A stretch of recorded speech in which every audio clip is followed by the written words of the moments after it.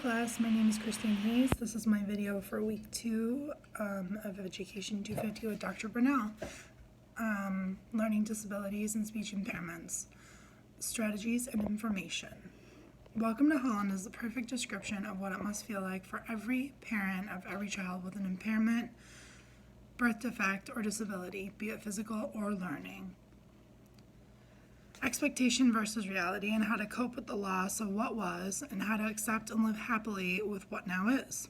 And that's exactly what the Kingsley family is succeeding in doing, taking what they thought would be their perfect births and adjusting every day to fit their family's needs, overcoming obstacles as they arrive and not anticipating what France would look like in terms of what Holland is.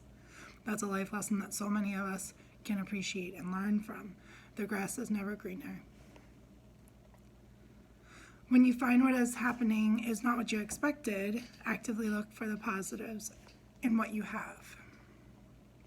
There are 2 definitions to support what learning disabilities are in the legal sense.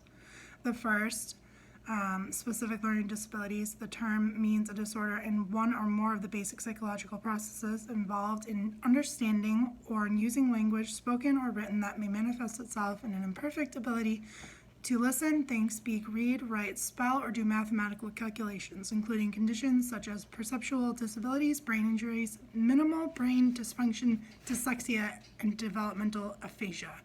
Disorders not included, the term does not include learning problems that are primarily the result of visual, hearing, motor disabilities, emotional disturbance, or of environmental, cultural, or economic disadvantage.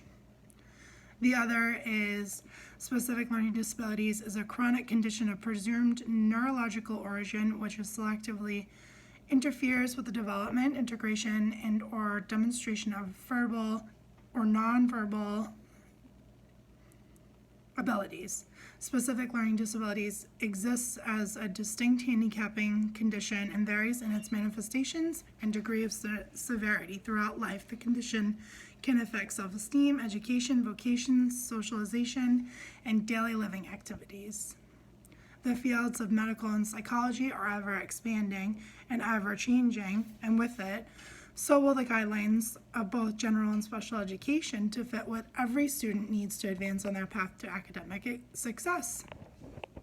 Some attributes of learning disabilities are lowered attendance, concern or complaints of pain, and reduced peer interaction. Attendance for children with disabilities can be helped with parent-to-teacher conferences, as well as experiences on the playground. Of all the research and reading I have done this week, 2 major points kept sticking out to me and coming through in my notes, and that was positivity and participation. No matter what the disability, research supports that the quality of life in school improves class participation, the importance of the all-inclusive classroom, the teachers and adults who can support classroom setting and lessons to accommodate all students without making it seem like it's just for certain students. Knowing why a particular student exhibits characteristics of certain learning disabilities does not necessarily aid in the educational experience. For documentation and parent-teacher conferences, absolutely, but for everyday instruction, as our job as teachers is to see the students for who they are and help them exceed without judgment.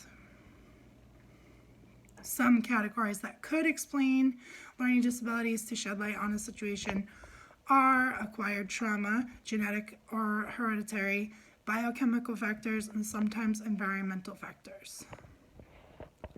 The study of learning disabilities has come leaps and bounds since the 1800s, where although at the time groundbreaking, brain surgery was just starting, and brain study was just starting. Throughout the 1900s, many specialists and doctors formulated various written and physical tests, visual aids, hearing implements, and introduction of Braille for the visually impaired. And today we have all kinds of new technologies to aid the advancements of the study in how brain functions and how we can better help ourselves by fMRI machines and MRI machines, various computer systems to measure brain waves and monitor how the brain works. Also, certain brain chemicals and how they affect temperament and sometimes pain.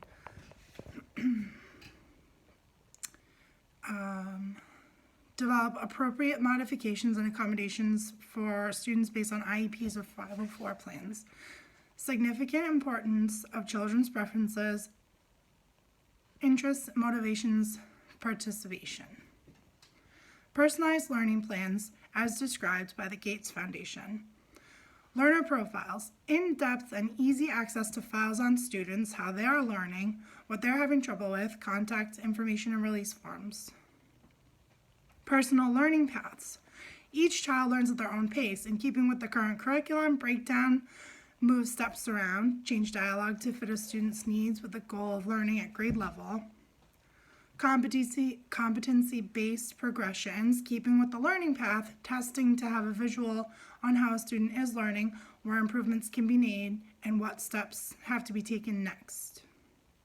Flexible learning environments allow for change, for students to feel comfortable, changing positions in class without disruption. Some of the characteristics of ADHD are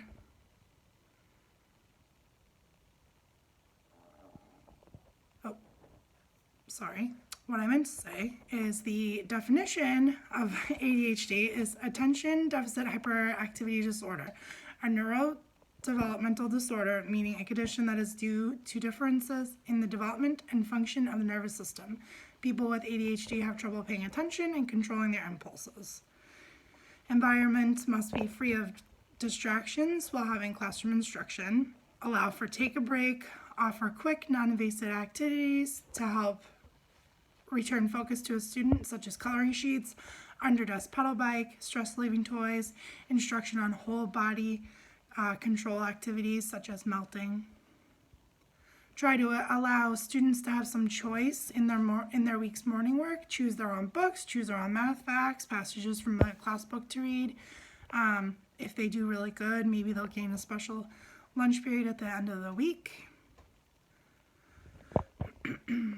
To define characteristics of a language impairment, receptive language impairment, understanding what is meant by spoken language, not understanding what is meant by spoken language, response, retention, and recall. Examples: having trouble with memorizing facts, following long sets of verbal directions, or being able to recall prior given information, and maybe has a lack of interest in reading or being read to, and forms a general misunderstanding of words and vocabulary and how they fit together. Inability to follow verbal instructions, especially if the instructions are long or complicated. Difficulty understanding the meaning of words or sentences. Appearing to have a lack of interest in generalized education in the classroom. Expressive language, which means having difficulty using spoken language. Problems retelling a story, relaying information. Inability to start or hold a conversation, using wrong words in speech. Effective strategies in environments. Provisions that can be made to aid students with speech impairments are graphic organizers, mind maps, colored coded wording, and visual aids. Slowing the pace of given directions, repeating them when necessary, allowing sufficient time for students to respond, above all, patience. To recognize the importance of families, teachers would not be anywhere without families. Having communication between the two is eminent. Research shows that one of the most important factors affecting a child's performance in school is how involved parents are in their education. How can you be sure that your child is receiving the quality education they deserve? Get involved and be their advocate. Developing a healthy teacher-parent relationship is a great way to improve your child's performance in school. Some ways to do that would be creating a communication notebook so that parents and teachers may keep each other informed. Reducing the number of homework problems without reducing the level of content and what is being taught, so parents and children have more time for conversation in between homework, rather than sometimes the homework gets tough and you wouldn't have a lot of time to connect with each other. And creating a meeting plan between the teachers and parents, weekly, monthly, quarterly, end of the year, to keep tracks of students' progress, always keeping on track with an IEP or their 504 if they have one, and always to get a better feel of what's going on with the student and to get them set up for the next year as well. That's my video. I think I covered everything, and I think I did it. So that's it, and I hope it posts. So thank you very much. I am including my notes and my references in case I forgot anything. Thank you, and have a good night.